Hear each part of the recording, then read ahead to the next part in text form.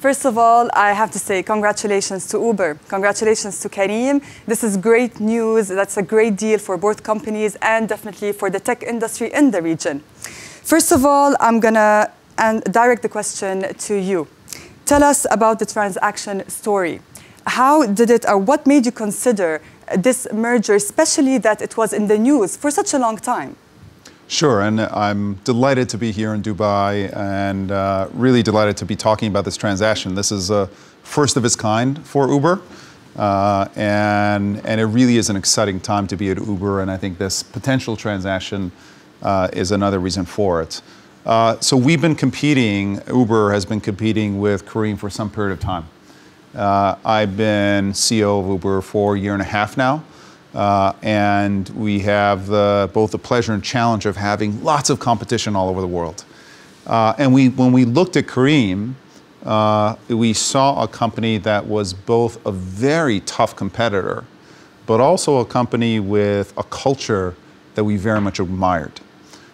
You combine that with the Middle Eastern region. There's a region of over 600 million population. It's a very young population that is tech savvy. And it's a region that we believe has incredible growth ahead of it. So when we saw the opportunity of working with a competitor more closely, but also increasing our investment in a region as exciting as the Middle East, and then betting behind an entrepreneur like Mudassir and his other founders, we said, you know what, this is a great opportunity for Uber. And when you see opportunity, you have to take it. For sure. Was there a timing pressure before the expected IPO of Uber in April? No, to do this deal? I wouldn't say there's a IPO, whether it happens or not, aside. The focus was always on whether or not a transaction made sense, whether or not the cultures of the company together would make a whole that's greater than the individuals. And, you know, things that are of great value sometimes take a good amount of time. Yeah, and we wanted to make sure that we invested the time in making sure that this is a potential transaction that makes sense, and we made the investment. And when it all happened, you know, it's out of our hands. It's in Allah's hands. Mr. Sheikha, tell us your story. Tell us the story of this transaction and what made you consider this merger. First of all, delighted to be here. You're Thanks welcome. for having us. We're delighted to have you. And as many people know, Careem started here in Dubai in 2012. It's really been a phenomenal journey of delivering impact on the region. And as we looked at ourselves almost a year ago and said, this is how far we have come. We've created 1 million jobs in the region. What's the next phase for Careem? We realized that we're just getting started. There is so much opportunity to impact the lives of a lot more people in the region, to build a service that's available to the masses. And not only mobility, but we can build on what we have to target the broader internet opportunity in the region as well that can leapfrog our region into the digital future. And to sort of deliver on this vast vision, vast objective, you need a strategic partner that is aligned with you and that has the resources to help you pull it off. And in Uber and in Dara, we found an incredible partner that sees the same opportunity as we do and is excited to make it happen with us. Yeah. Let's talk about financing. From this $3.1 billion, $1.4 billion is in cash. And as we know, the strategy of Uber, and correct me if I'm wrong, you prioritize growth over profit. So Uber is non-profitable right now. So how will the financing happen? Well, Uber is lucky enough to have a significant amount of cash on our balance sheet. So we will be able to finance this transaction off of cash that we've raised previously. And there's also a convertible note aspect of the transaction in general. But like you said, the opportunity here is huge. When you look at the transportation ecosystem on a global basis, this is a $3 trillion marketplace in terms of the rides business, movement on demand. We're also, for example, in the food delivery business. That's another potential $1 trillion business as well. So when you have marketplaces that are as large as ours, it makes sense in the early days to invest and to invest aggressively. Now, over a period of time, do we expect Uber to be profitable? Absolutely. But today, the more important thing is for us to lean forward, to invest aggressively, because we have so much innovation to build ahead of us. Uber has done similar transactions globally. But I want you to tell me what is the difference in the structure of the deal with Careem in the region. Because if you want to compare, for example, the deal that happened with Grab in Southeast Asia, the structure is completely different. You got a stake, you got like 28% stake in Grab, they acquired your operations. Here you're acquiring Careem. So why the difference in the structure? What does it say? Yeah, absolutely. There are different structures for every single transaction. No transaction is the same. Every transaction is unique.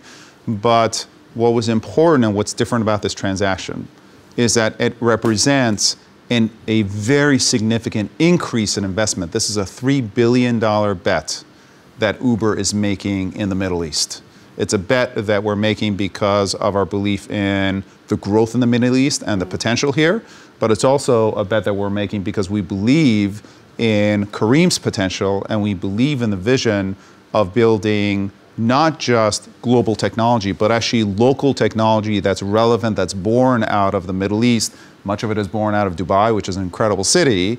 And when we saw what Careem and the team was doing, and you combine that with the size and scope of the transportation on-demand industry and the potential of the Middle East, we said we should double down on the Middle East. It's time to lean forward. It's time to invest. The structure also allows Careem to operate quite independently, if not wholly independently.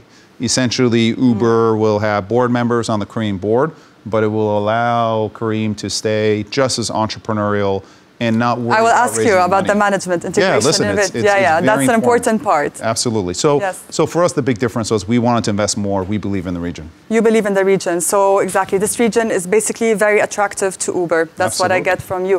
Mr. Sheikha, tell us more about the valuation of this deal. How does it compare with other transactions done in the ride-hailing sector? As Dara mentioned, we're still in the very, very early stages of this massive opportunity that we're both going after. If you look at mobility alone, which is where we do most of our business, the current offerings in the market are less than 2% of the transportation sector in the Middle East. So the large part of the opportunity is still ahead of us. The 98% is what we need to go after, develop solutions for, and make sure that we are building a service for the masses of our region. So a lot of the valuation and a lot of the value is still ahead of us. And that's what determines some of the valuation that is getting assigned to the business today. Okay, let's talk about, since you mentioned the management and integration, how will the management integration happen and how will the two operations come together? And I'm talking here after closing the deal. You mentioned that the deal will be closed next year. So after closing the deal, are we talking about two separate brands or no? You will see two very separate brands and businesses, essentially. The way that the integration will happen is that there essentially will be no integration. You know, this is not the time to integrate in the Middle East. This is not the time to cut costs. This is the time to invest. This is the time to lean forward. You know, this is the reason why we're investing is because we believe in growth. And usually integration and call it synergy goes against growth. You go after these areas when it's time to cut costs, but this is a region that's so young.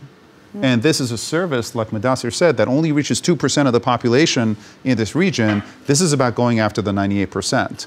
So the simple answer in integration is that there will be no integration. Careem will be quite independent. Careem will report to a board, and that board will be consisted of Uber management and Careem management, but ultimately Careem is going to be quite independent. And you have experience in managing multi-brands, going back to Expedia. Yes. So is that why this is happening? This is, well... is this part of it? This is not the first time I've done this. And I think any effective manager learns from his or her mistakes and then his or her successes. What we saw in the travel industry when I was at Expedia is when you're dealing with industries as large as this, the travel business is $1 trillion marketplace, transportation is $3 trillion on a global basis. It makes sense to have multiple offerings. It makes sense to have multiple brands. You're never going to have winner take all. And when you see the growth and the early stage that this industry is in, we took a little bit of the formula that I learned at Expedia, and hopefully we can have the same success here with Careem. Specifically, reports say that Careem's security and legal teams report directly to Uber now. What's your take on this? Knowing that last year, we remember hackers stole personal data from around 14 million users who use Careem. So is this true? So look, the intent of the structure is for Careem to operate independently so that we can actually more quickly understand the local needs and prioritize the local needs. So that is largely true for the commercial organization, for the technical organization, but there are some parts of the organization where more close alignment is needed with the resources and the expertise that Uber has. So when it comes to security, when it comes to legal, those are areas that we can actually benefit tremendously from global expertise and depth in that topic. Okay, the topic that concerns consumers, there's some fear that prices might go up, of the service. So my question to you, will Uber have a monopoly in the region with the absence of price wars? And also, what about the drivers and their profits, the profits they make? I think as far as prices go, if you ask myself, and I'm sure Mudassir will agree, right now our prices are at a level where we're only relevant for the affluent. We only reach 2% of the population, and if anything, both companies continue to invest in technologies. One technology that, for example, Uber is investing in is pool technology to get more than 2 passengers in a car in order to reduce the price that the passenger pays, while the captain or the driver makes just as much money because they're driving and they're driving a higher percentage of the time. So that's a win-win where you're lowering price for the passenger and you keep price the same or can increase the price for the captain or the driver as well. We've also launched bus service in Cairo, for example. Yeah. Egypt is a huge market for us. The government is incredibly supportive of new technology and the young population and making sure that they've got access to transportation technology. We've launched bus service in Cairo because of the exact opposite of raising prices. We want to lower prices. We want to make our service available to more and more people. Ultimately, our competitor is car ownership. There are billions of cars on the road on a global basis. Congestion and traffic and the environmental issues that all of these cars cause are a huge problem for every single large city in the world. And we are a tiny competitor versus car ownership. And I think both of our companies are going to work to take on that competitor. And I think the companies together are going to be better suited to build innovation to take on the real competition, which is car ownership. So can the consumer be relieved after this interview? I think the consumer is going to be very, very happy with the services we're building today and hopefully more to come tomorrow. Okay, I want to ask you, does this deal open more competition in the region? The market? Look, I think as Dara said, if you look at the region as a whole, we actually did not invest enough in transportation infrastructure over the last 50 to 100 years. If you go to any European city, you see very, very sophisticated transport infrastructure, whether it is metros, buses, and you name it. You go to most cities in the Middle East, outside of maybe a few exceptions, and you realize that neither did we build enough transportation infrastructure for our cities, neither do many of our cities have enough cars. So there is really a void of transportation infrastructure that needs to be provided for. And what we are doing in the way that we are approaching this market is that we actually want to leapfrog this region into the digital future. So what if we did not build the metro system that London built or Paris built? Now we'll take advantage of all the technologies that's available to us, whether it is mapping, dispatching, smartphones, and build transportation infrastructure in the new way, in the technology-friendly way, in the future-proof way. So you will see the region evolve in a phenomenally advanced way in terms of transportation infrastructure. And this transaction will actually boost those efforts towards it. Mr. Khashoggi, do you foresee any antitrust issues like we've seen in Singapore, especially coming from Egypt? By the way, this is the first time I've had an interview where no one has mispronounced my last name, so thank you very much for that. That's an honor, great. I've been practicing, It shows. As far as antitrust and competition authorities, We're going to work with competition authorities. There will be many questions, as there should be, and ultimately it'll be up to the competition authorities to take whatever action they take will be respectful, and what the authorities do is really up to them. Okay, fair enough. Mr. Sheikha, speaking since you worked in this region, what does this deal mean for the region's technology ecosystem, and how is it motivating a new breed of, let's call them entrepreneurs, pioneers, as well as how is this deal motivating the VC industry, venture capital industry? Yeah, I think one of the prominent features about this deal and the size of this deal is that it has the potential to become a landmark deal for the region's technology ecosystem. And it's going to support the ecosystem in three high-level ways. One, it's going to create a lot of inspiration for young people to do startups and to join startups. I remember when we started 6 years ago, it was actually very difficult to convince young, smart people to join startups. Everyone wanted to work at a multinational consulting company or a bank or some FMCG player. You had a different mentality going back then, right? Yeah. Now this thing will actually change the mindset completely, where young people, smart people will actually want to either do startups or join startups. So that's one big thing that's going to happen as a result of this.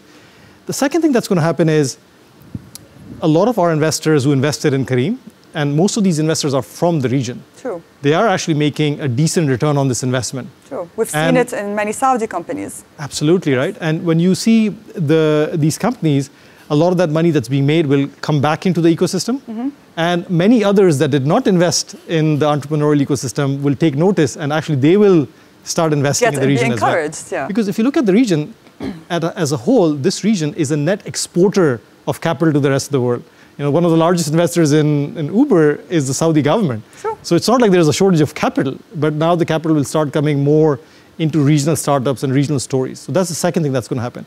And third, the region a lot of times gets known for all the wrong things. A lot of the media, global media, when they look at the region, they build a view that this region is full of trouble. Yeah, sometimes they advertise the negative aspects and not focus on the positive ones. So that's true. So this is going to be, inshallah, a positive story, a story that highlights the size of the opportunity in the region and gets a lot more capital flowing in, inshallah. Yes, just briefly, one last question. And I just really want a very brief, nice answer about how will Uber benefit Careem and what's the added value that Careem will give Uber? Just very briefly before we finish.